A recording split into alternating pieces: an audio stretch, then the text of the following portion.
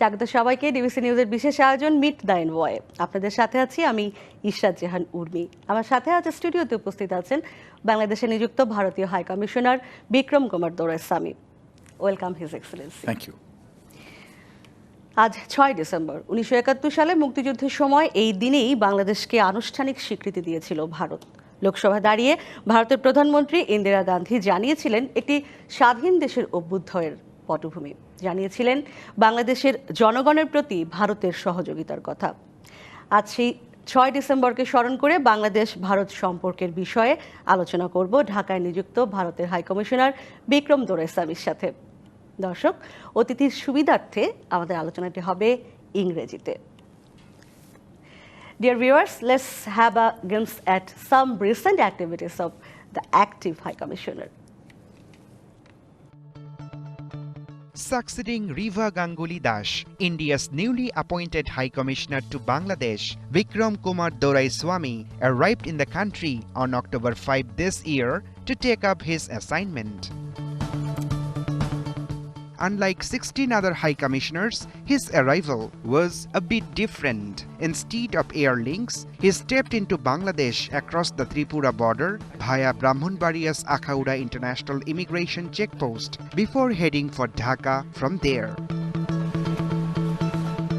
Later on October 8, Mr. Doraiswamy presented his credentials to President Mohammad Abdul Hamid. During his colon, he assured Bangladesh President that Bangladesh would get the corona vaccine produced in India in time. The Indian High Commissioner spoke to the media at the Bharat Bhavan in Dhaka's Gulshan after presenting his credentials to the President. In his maiden press meet, the new Indian High Commissioner said he will try to find mutually acceptable solutions to every unresolved issue his country has with Bangladesh. Is that I've come here with the clear intention. I'm afraid you'll have to wait and see. On October 18, the new Indian High Commissioner paid a courtesy call on Foreign Minister Dr. A.K. Abdul Momen. During his meeting, they discussed about the upcoming virtual meeting between Bangladesh Prime Minister Sheikh Hasina and her Indian counterpart Narendra Modi, which is likely to be held on December 16 or 17. Among others, the Indian High Commissioner met Law Minister Anisul Haq, Road Transport and Bridges Minister Ubaidul Kader, Information Minister Dr. Hassan Mahmood and Liberation War Affairs Minister AKM Mujammil Haq. While meeting with Foreign Secretary Masood bin Momen, Mr. Doraiswamy expressed his optimism to hold a Joint Rivers Commission JRC meeting this year to discuss water sharing of common rivers between the two countries.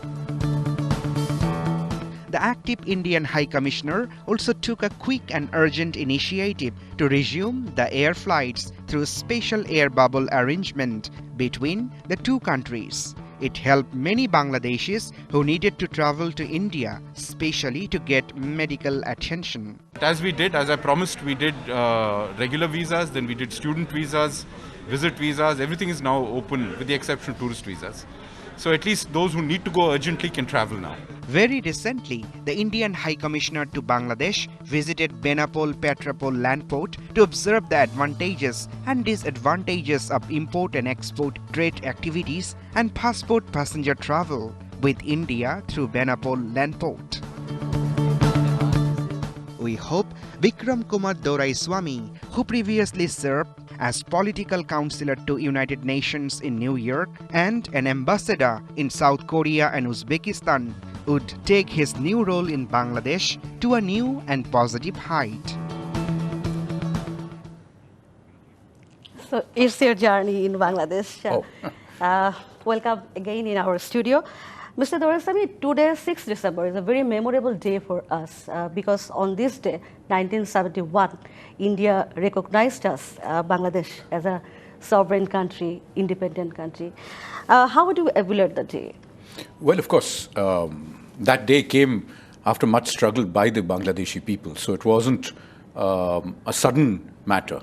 If you look at your own records or the newspapers of that time, you will see that there was an evolution of the position as it became evident that the political structure, the forced political structure that existed of an East Pakistan, which was really an oppression upon the people of Bangladesh, that could no longer really continue. Our position as genocide, the reality of genocide began to come out. It became impossible to continue the fiction that somehow that artificial entity could continue. And so our people, our government at that time, accepted the repeated requests of the provisional government of Bangladesh to recognize the reality that essentially the state of Bangladesh had come into existence in March itself. So if you really see, the credit for this goes to the struggle in Bangladesh, because it became evident that Bangladesh was a reality since March of 1971. Our recognition, of course, it was early, it was way ahead of the rest of the world, along with Bhutan. But the world really took a long time to recognize what was happening in Bangladesh. And it is to Bangladesh's credit that Bangladesh has gone forward thereafter. And, you know, while accepting the pain and the sorrows of 71, it treats with the world with dignity and with great grace.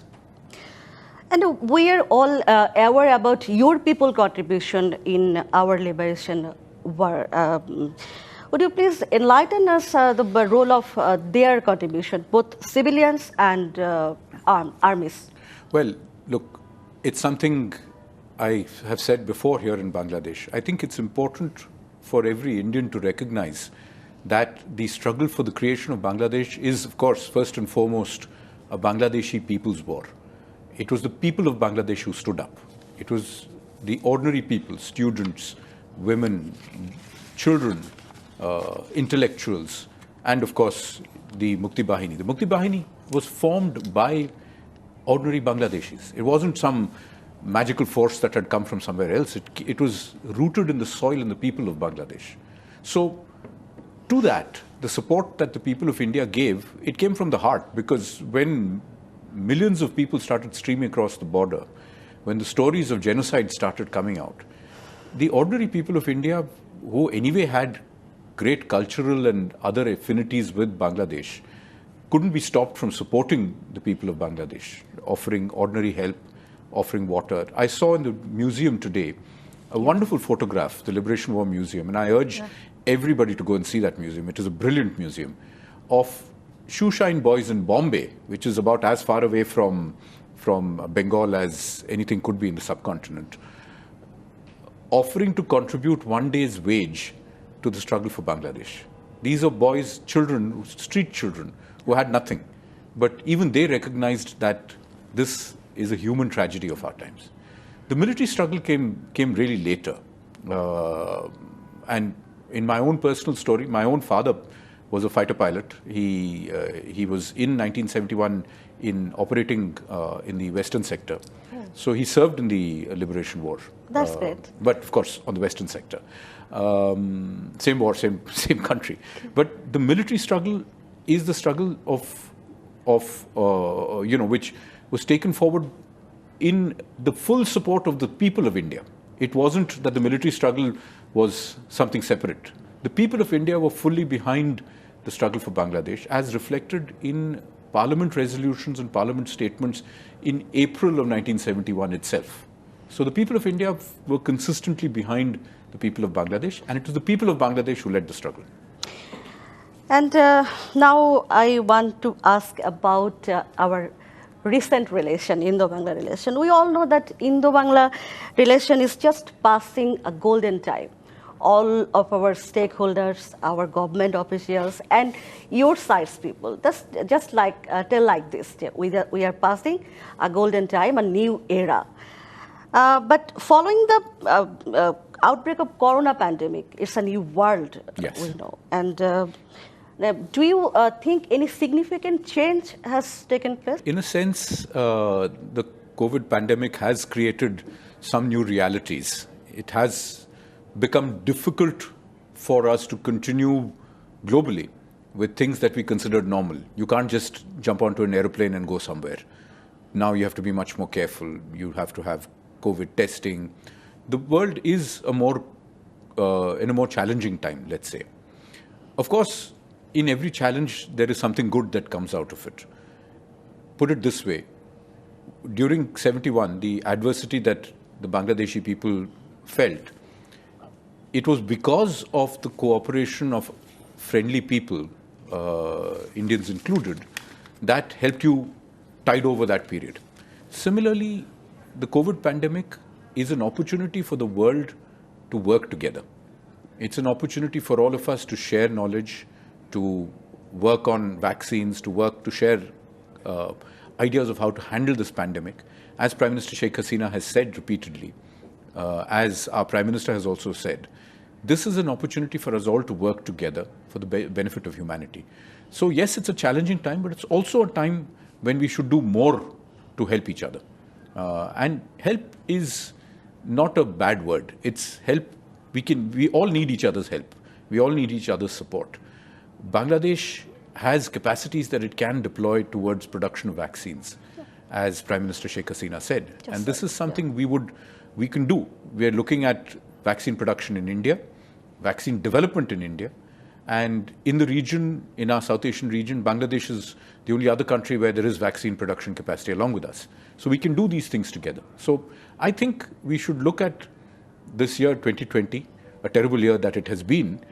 It's also a chance for us to look at our relationship again and come up with something that Bangabandhu Sheikh Mujibur Rahman would have been happy about.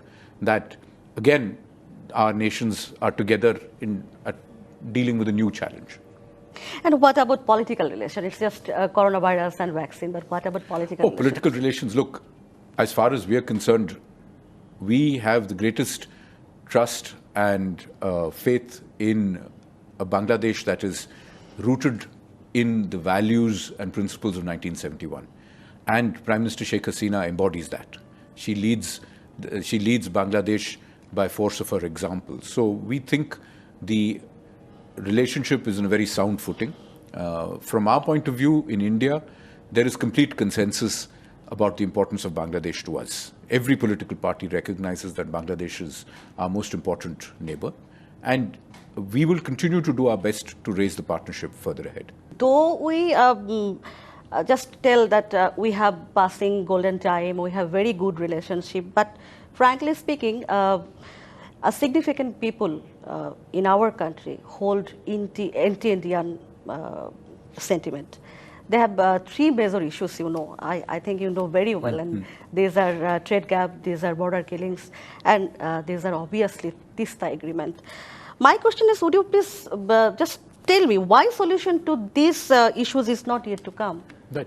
Well, look, I don't think it's a significant number of people, but yes, people are concerned about these issues. Look, we are countries that share a nearly 4,100 kilometer long border. The maximum amount of cultural and other connectivities. It is only natural that there would be some issues in a relationship like this. If you look at where we were and where we are today, where we were in, say, 1976 after the assassination of Bangabandhu, where the relationship was and where we are today, most of the big problems that looked completely unsolvable, like our border, exchanging of enclaves in our border, our maritime boundary, all of those have moved ahead. So it shows that there is political will and capacity to fix every one of these problems. On the specifics, let's talk a bit about each of these. On the Tista agreement, as we've repeatedly said, we are keen to find a fair and balanced solution. We understand that water must be shared. And Tista is not the only river that we need to share water. We have, apart from Tista and the Ganges or the Padma, you have another 52 rivers on which we have to share water. So which is why I had suggested, and which is why your side has also been extremely cooperative, we need to move ahead and discuss as many river water settlements as possible while we try and settle the Tista water issue. It's no secret, in India, we have a federal system, and river water is one of the things that is not in the union government's single hand. So we have to take all stakeholders along with us. It's just the way it is. I mean, it's not just the Tista. Even rivers within India are disputed between states. So it's not for want of effort. It is because politics is a complex business, both in Bangladesh and India. So there is no lack of desire to resolve the problem, but it has to be done in a way in which we can take the politics forward. Now, on border killings, again, I will repeat what every one of our leaders and our border security force have also said. We would want absolutely not a single incident of any violence on the border, zero. The problem is, of course, that the border is, as I've suggested earlier, a complex place. There are people who speak the same language, share the same culture on both sides of the border. There is economic deprivation, and people carry out activities. You can understand why they do it, but these are fundamentally illegal activities on both sides of the border. It's not that one side is doing it. What is happening, and it is not often reported enough, is that when these incidents do take place, typically the background is that they take place very late at night or early in the morning, in pitch dark, and the casualties, people who are injured or this thing, usually take place when there are attacks on the border forces who are trying to prevent illicit economic activity. The intention is not to hurt anybody, but if you look at the statistics, there are people on both sides who are getting injured, including the security forces. So what we want is the closest cooperation to stop every kind of violence, because not a single human life is any less precious than the other. And that's why I said this is fundamentally a law and order problem. We need to address it as a law and order issue, which means border guarding forces on both sides need to cooperate very closely. We need to work to increase developmental activities. And I can assure everybody that our border force do not normally carry lethal weapons. At best, one person in any patrol carries a lethal weapon for self-protection. Everybody else is carrying pellet guns, which is at best for crowd control measures. We would love to have a situation where there is zero violence on our border. And so towards this end, we're working towards creating crime-free districts on each border, so that economic activity, border-level cooperation, coordination between border forces, all of this can happen at the same time. So again, zero killings is our objective, and it's possible. We've done it before. And quite recently, 2017, 2018, we had zero deaths on the border of anybody. Lastly, on the trade gap. Now look, here the point that we need to understand, and that's why I visited the borders, our trade infrastructure does need a lot of work. We do need to improve facilities for trade to increase. We fully want more trade from Bangladesh to go. We want trade to grow together. Absolutely. We're not looking at one-way trade. And if you look at Bangladesh's exports to India in the last 3 years alone, it's grown by 50% year on year. Today, India is only the second country in Asia in which your exports have gone to $1 billion after Japan. First Japan, now India. We are more than willing to have more Bangladesh goods come to India. We'll invite Bangladesh companies to look at the Indian market, to work with us. There are issues that do need to be resolved, but as I have said to everybody, we are more than willing. Please tell us what issues you face. Border infrastructure is not an NTB. It's not a non-tariff barrier. It needs both sides to work on. Similarly, the documentation for movement of goods, all of this is paperwork that we are ready to work on. But please remember, we have an FTA with Bangladesh through SARC for many years, and trade from Bangladesh has increased. We would be more than willing to sit with every company and work on what their issues are. And if they have specific issues, we're more than willing to address them. But I can assure everybody, India is a market that's ready to work for Bangladesh. We could set up closer partnership arrangements in the textiles and garment sectors with the intention that, you're already using Indian fabric and yarn. We would be happy to have Bangladesh garments come to the Indian market using this. It increases wealth within the region. We would like to come up with new joint ventures for automotives as your automotive policy changes, agricultural machinery, food processing. There's a lot we can do together, and we really need to look at that.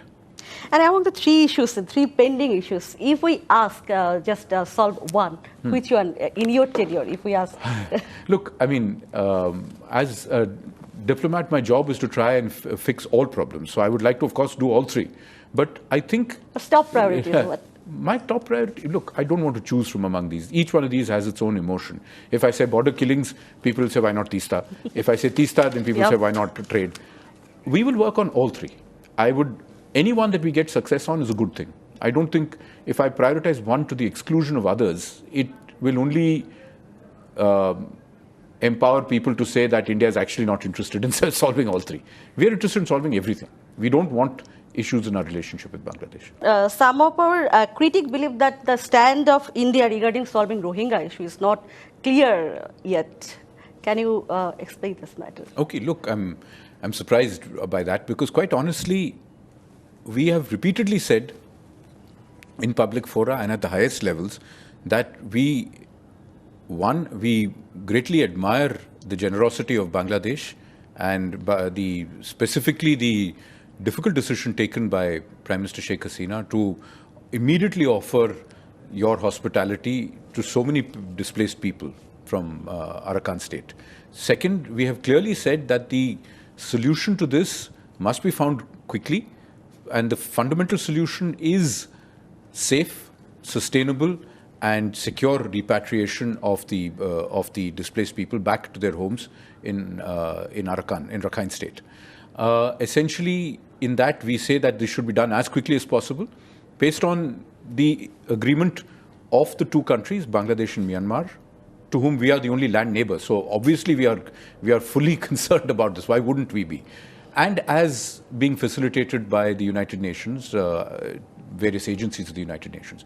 So we completely agree, and I'm surprised if anybody thinks that our position would be any different. Of course we want people to go back to their homes. Of course we don't want 1 million people sitting in the most difficult of conditions in camps in Cox's Bazar district. I've been to Ukhia 2 years ago when I was working. 2 years ago. Yeah, okay. When I was working on India-Bangladesh relations in Delhi. Yep. And I've seen it, and it is testimony to the hard work done by the Bangladesh Army engineering unit to put together such a elaborate facility. It is a huge human tragedy. And a human tragedy can only have an urgent human solution. And that human solution is for people to go back. There's no doubt in our minds about this.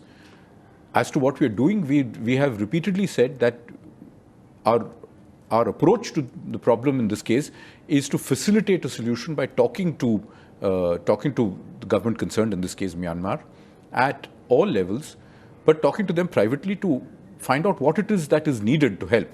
Would it help for us to say take a public position? Perhaps not. Would it help for us to create facilities for people to go back? Yes. So we've been doing that. We're actually working to develop houses, community infrastructure, so that people can come back and local people in Rakhine State can also live there to reduce the risk of community level tensions.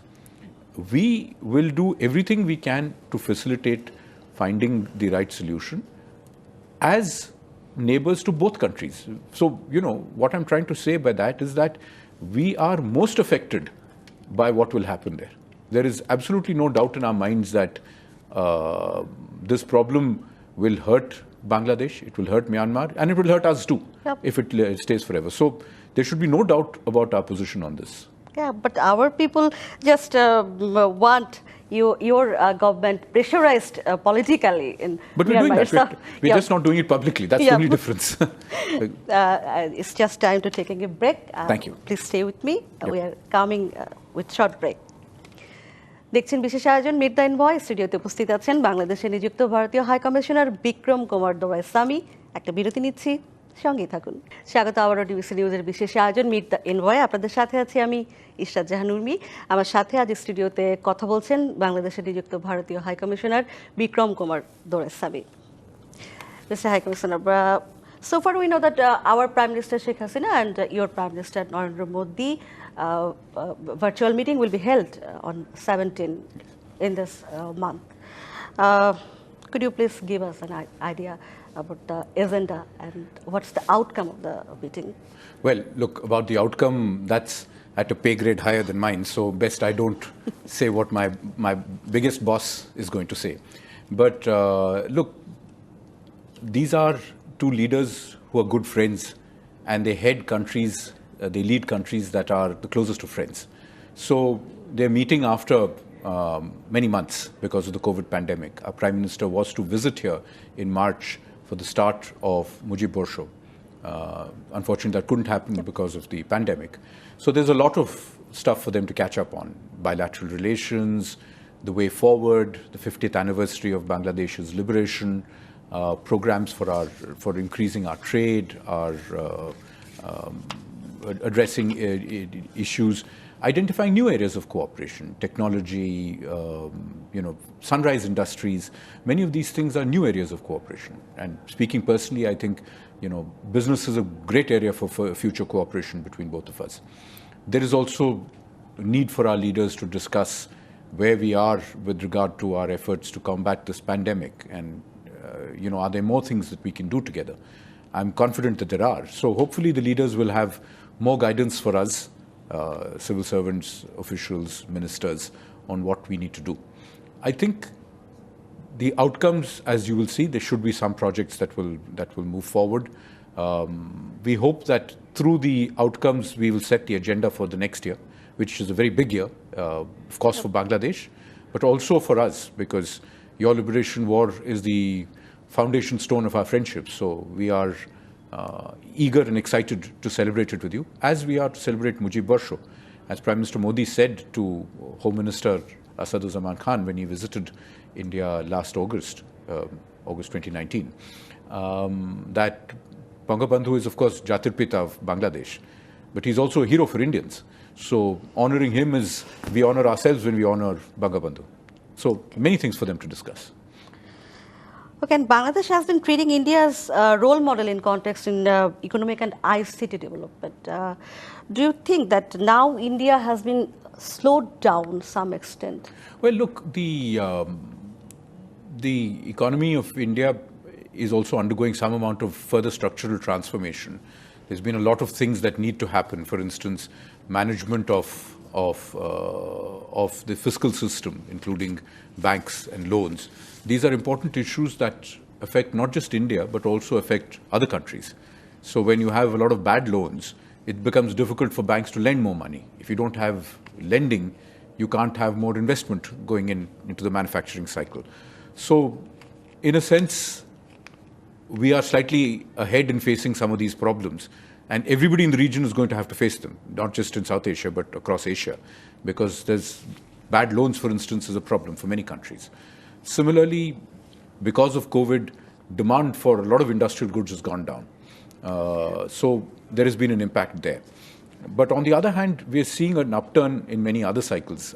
Tech, because we are a strong tech-based and service-based economy, the lockdowns gave everybody the need to use a lot more of tech products. Conference calling, video calling, all of those things became the new normal. So we think tech, agriculture, and financial sectors will lead India's recovery. There are so many commonalities between both of us. So whatever troubles we faced, it would be good if our economic specialists, bankers, etc., can meet and discuss with each other so that the problems we faced, Bangladesh can avoid them. There's no need for friends to, repeat the mistakes that other friends have made, or face the challenges that other friends have faced. In that regard, I should put on record the fact that we are very happy to see that Bangladesh's economy is done very well, even though it has taken some pressure during the COVID pandemic. In the entire Asian region, it's been one of the standout performers. So I want to say here, contrary to what people think, we in India, as your friends, are very proud of your achievements. We are happy for you. So let that not be in any doubt. Thank you. And what is your evaluation about our mass media? It is vibrant, full of life. Everybody's got an opinion. It's like people in Bangladesh, so there's a lot of debate, there's a lot of argument, there's a lot of social exchange, and your media reflects that fully. So clearly, it is to the great credit of Bangladesh that you have so much vibrant and active media. It reminds me a lot of what I also see in India. So that's something we have in common. Media is extremely full of attention, new ideas, new creativity. There's some fantastic programming happening. You're doing great stuff on the digital domain. So it's a very exciting time to be in the media in Bangladesh. And I think young folks who are looking at careers could do no worse than look at media in Bangladesh as an opportunity. It's fantastic. And you had a journalistic career. That's why I like it. Okay. Is there any possibility of access Bangladeshi TV channels to India? Actually, it's already starting. Earlier this year, your information minister had come to India, and I was part of the meeting when he met our information minister. And one of the agreements that was signed was for Bangladesh TV, BTV, to be carried on our satellites and on our channels also, and for Indian TV to be available here. So this is already happening, and there are no restrictions. The only issue is, of course, that the cable channels charge a cost for carrying a TV product, a program product on the bouquet that you receive as a consumer. So that is something that needs to be addressed as a commercial matter. But we are very, very happy to have more Bangladesh channels come. We'd be very happy to have more films made together, to have Bangladesh films come to India, and indeed Indian films also come to Bangladesh. The market in Bangladesh and India will grow when more products come, more films, more streaming channels, music and movie streaming. We should open our minds to the possibilities of doing more together, because when we do more, more happens. You know, the market just gets bigger. 170 million people in Bangladesh, it's a huge market. So may I now ask some few questions, personal question? Very, very embarrassing. Why did you marry Bengali woman? Well, look, I mean, I didn't think I had a choice. She was the nicest girl I met. So obviously, that was the most important thing. And the fact that she's Bengali only made it better, because I think Bengali women have natural grace and natural sort of charm. So I'm a little biased by the fact that my wife is Bengali. What type of charm? Well, look, graciousness, okay. An innate sense of culture, a great eye for color and for decoration. And of course, she's very tough, so that also helps. So how did you like Bengali culture, and what is your favorite one? Well, Bengali culture I'm familiar with. When my father was in the Air Force, we lived in Bengal also when I was young. So I'm familiar with Bengali food, which I love. I think traditional Bengali food, from your simple home-style dal to your bhartas, to absolutely standout mangsho, absolute kosher mangsho. Mm-hmm. Food in Bangladesh is one of the great delights. I think Bengali food is one of the highlights of Bengali culture, because it shows what an evolved culture it is. There's so much attention goes into food in Bangladesh. And you asked what I like most about it. Mm-hmm. People don't recognize the fact that, why I say that it's an evolved cuisine. It's done the way you say French cuisine is highly evolved, because it is served in courses and it's very elegantly done. Bengali food is done the same way. Food is served in courses. A good Bengali home won't let you eat dal with your chawal straight away. Dal is last. Okay. It's a course in its own right. So that is the sign of a highly evolved culture. And my greatest tribute to Bengal is for seeing food not just as something you eat, but as part of culture. আপনি কি বাংলা বলতে পারেন? বাংলা লিখতে পারেন? একটু বলতে পারি, বুঝতে পারি. I'm also learning Bangla. So my Bengali teacher, not my wife, is teaching me how to read and write. And so I've gone from shoreo, shorea to now I'm doing jofola, rofola. And I can now read sentences slowly in Bangla. But I hope in a year's time I'll be able to speak reasonably fluently and maybe read also a little bit. Okay. Can you remember any Bengali poem or a song? No, that would be asking for too much. But from I'm sorry. From the no, I'm asking for too much. Meaning I don't want to mispronounce it on TV. But I've heard Rabindra Sangeet extensively when I was younger and growing up, and the beautiful recitations of it. It's, in English, powerful as it is, it's so much more powerful in Bangla. So I look forward to being able to learn Bangla so that I can understand Rabindra Sangeet in the original Bangla, because the music and the sweetness of Bangla language come together beautifully in it. But to quote it. But I know you have interest about jazz. Yes. Is it? Yes. Okay. I started listening to jazz because of my father when I was about 8 years old. And it's one of the great things to come out of America, because it brings together black culture, the experience of African Americans. It is very evocative, and like our music, South Asian music, it's based on innovation. So you innovate a time scale, you innovate around certain set chords, and improvisation. So it's unique as a kind of music, and in a sense, the closest thing to it is what we call our South Asian classical music, so to speak, Hindustani classical music or Bengali classical music. It has the same thing. So that's why I like the connection between the two. So it's a total art. Yes, and it's based, as I said, on innovation and on improvisation. They basically say, I'm going to play in this chord, and then you let your creativity take over, which is like a raga in the same way. And what's your hobby? Well, I like sports a lot, so I go to the gym every day, and I like fitness. Yep. I don't have too much time these days. It's a busy job in Bangladesh, but I like to play squash also. So once I settle down a little more, then maybe I'll find time to restart playing squash here also. I just told earlier that you had a great journalistic career. Are you dropped from there? Well, no, I wouldn't say it was a great journalistic career. It was at the beginning of a modest career. Not great. Okay. But I enjoyed being a journalist because it was an opportunity to learn more about the world and to be able to report it back in. So my job as a diplomat, in a sense, is a little similar. It's about understanding a country and seeing how you can contribute to increasing understanding. But do I regret moving? Not in the least. I mean, I would not have been in Bangladesh if it were not for being a diplomat. I miss that career. In a sense, there was a certain charm about it. I think the newsroom has a collegiality that is lovely.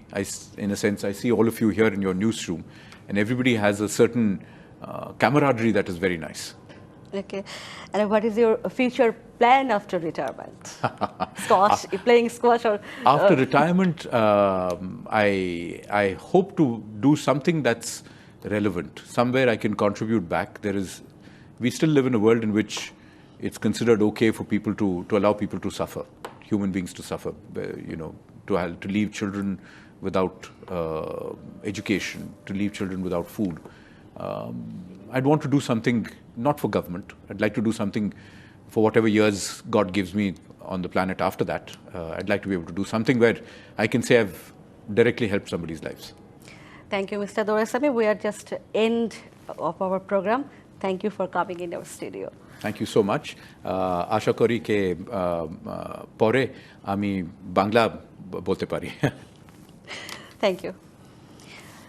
বিশেষ আয়োজন meet the envoy অনুষ্ঠানে এই ছিল আজকের মতো। আমাদের সাথে ছিলেন বাংলাদেশের নিযুক্ত ভারতীয় হাই কমিশনার বিক্রম কুমার দোরাইস্বামী। ডিবিসির সঙ্গেই থাকুন।